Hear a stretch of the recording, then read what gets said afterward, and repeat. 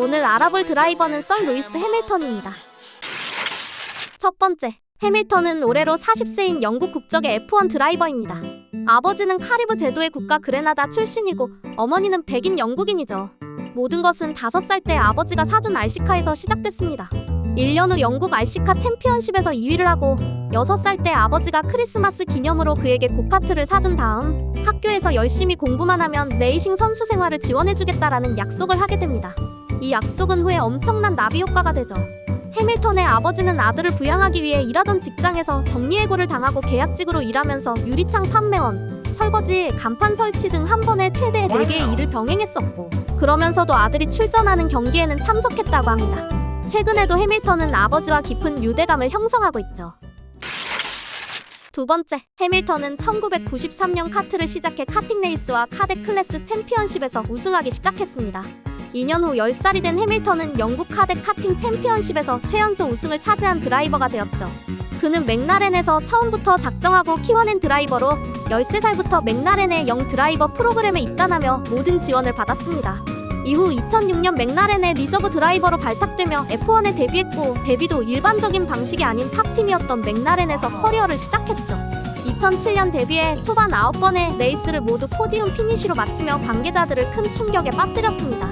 당연히 챔피언십 선두로 치고 올라갔으나 팀메이트인 알론소와 과열 경쟁을 넘어선 내분과 실수들 때문에 아쉽게 1위였던 키미 라이코넨과 1점 차로 알론소와 사이좋게 공동 2위로 마무리합니다. 당시 이 일로 영국과 스페인 언론이 서로 신경전을 벌일 정도였죠. 세 번째, 해밀턴은 F1 역사에서 고트를 뽑을 때마다 빠지지 않고 등장하는 드라이버입니다. 이는 그가 세운 말도 안 되는 기록들 덕분인데요. 해밀턴은 2021년 스페인 그랑프리에서 F1 역사상 최초로 100번째 폴 포지션을 따내는데 성공하였습니다. 이후 마침내 2021년 러시아 그랑프리에서 F1 역사상 최초로 100번째 우승 타이틀을 거머쥐는데 성공한 유일무이한 드라이버가 되었죠.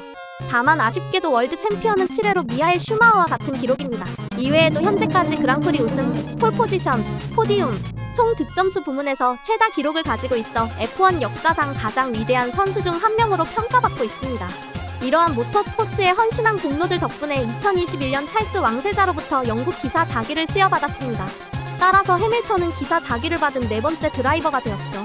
우리가 루이스 해밀턴을 부를 때 앞에 썰을 붙이는 이유이기도 합니다.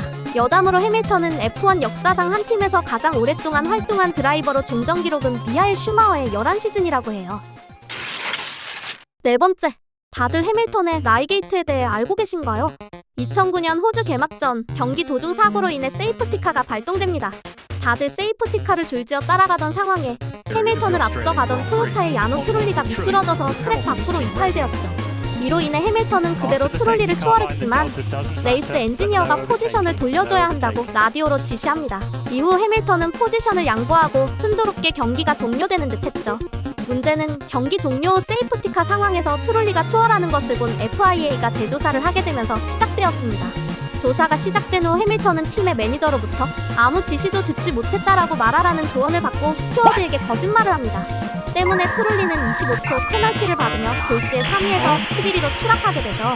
하지만 이후 FIA가 해밀턴의 주장과 모순되는 인터뷰 영상을 확보하게 됩니다. 또한 팀 라디오를 분석해본 결과 맥라렌이 자리를 양보하라고 지시한 것도 알게 되죠. 당연히 해밀턴의 거짓말은 그대로 들통나고 레이스에서 실격당합니다. 또한 거짓말을 하라 조언했던 레이스 엔지니어도 맥라렌에서 20년간 근속한 직원이었지만 곧바로 해고됩니다. 이는 F1 역사상 처음으로 레이스 스튜어드한테 거짓말을 해서 실격된 사건이었죠. 다섯 번째, 해밀턴은 굉장히 공격적인 드라이빙 스타일의 소유자로 공격적인 정도가 아니라 무모한 수준까지 갈 때가 많습니다. 현재 F1 내에서 탑으로 분류되는 선수임에도 충돌로 상대 선수를 보내버리는 경우가 많고 본인 역시 충돌로 레이스를 말아먹는 경우가 많습니다. 물론 그만큼 재미있는 장면들도 많이 만드는 편이죠. 엄청난 헤비 브레이킹을 하는 것으로도 유명한데요. 이를 이용한 직선 구간 끝에서의 슈퍼 레이트 브레이킹은 그의 필살기입니다. 이 때문인지 숏런 스피드 또한 역대 F1 드라이버 중에서도 손꼽히는 빠른 기량을 보여줬고 웬만한 서킷의 트랙 레코드 기록들 역시 그의 이름으로 새겨졌습니다.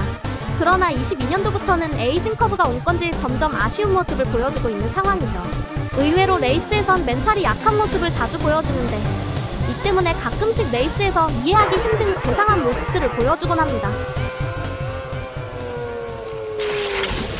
여섯 번째, 2025년 12년 동안 몸담아왔던 메르세데스 팀을 떠나 페라리로 깜짝 이적을 하며 많은 팬들을 놀라게 했습니다. 이를 축구에 비유하면 메시가 바르셀로나에서 뜬금없이 레알로 이적하는 느낌이거든요. 사람들은 단연 계약과 페라리의 장기적인 비전을 보고 이적한 것으로 추측하곤 합니다. 당시 메르세데스는 안토넬리의 데뷔를 앞두고 1+1년 계약을 내놓았지만 페라리는 2년짜리 계약을 제시했기 때문이죠. 여담으로 현재 해밀턴의 연봉 추정치는 6천만 달러입니다. 이는 한국 돈으로 약 830억 원인 어마어마한 돈이죠. 하지만 막상 시즌이 시작된 후 많은 이들의 기대와 달리 전혀 그렇다 할 만한 성적을 보여주지 못하고 부진 중입니다. 이번 헝가리 그랑프리에서는 Q2 탈락을 하고 레이스에선 12위인 끔찍한 결과를 내고 경기를 마쳤는데요. 이후 인터뷰에서 나는 쓸모없다, 차가 문제가 아니다, 르클레르는 같은 차로 폴 포지션을 따지 않았는가, 페라리는 드라이버를 바꾸는 게 좋을 것 같다 라고 답변하면서 매네라 뺨치는 정신 상태를 보여주었습니다. 또한 기자가 해밀턴에게 레이싱에 대한 사랑을 잃었냐 물어볼 정도로 안타까운 상황을 보여주고 있죠. 해밀턴의 팬들도 이 정도로 멘탈이 부서진 해밀턴은 처음 본다면서 많은 걱정을 하고 있는 상황입니다. 여러분들은 해밀턴의 페라리 이적 선택 옳은 선택이었다고 보시나요? 일곱 번째, 다들 경의 품격에 대해 한 번쯤 들어보셨죠? 이는 해밀턴의 유명한 밈으로 타 차량과 직접 충돌하거나 그에 준하는 드라이빙을 할 때마다 사용하는 밈입니다. 해당 밈은 2021년 해밀턴이 경자기를 수여받고 같은 해에 개최된 영국 그랑프리에서 막스 베르스타펜에게 이를 시전한 이후부터 쓰이기 시작했습니다. 보통 경의 땡땡으로 쓰이는데 최근에는 아무 것에나 활용하곤 합니다.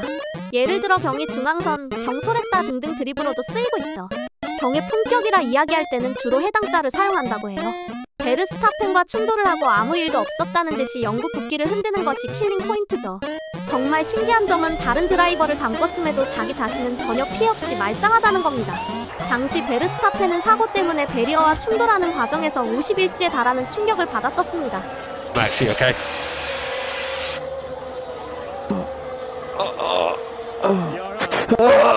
Fuck. 소식을 접한 다니엘 리카도의 리액션이 온라인상에서 화제가 되기도 했었죠. He's okay? Yeah, he was in the medical center. He was a little bit dizzy.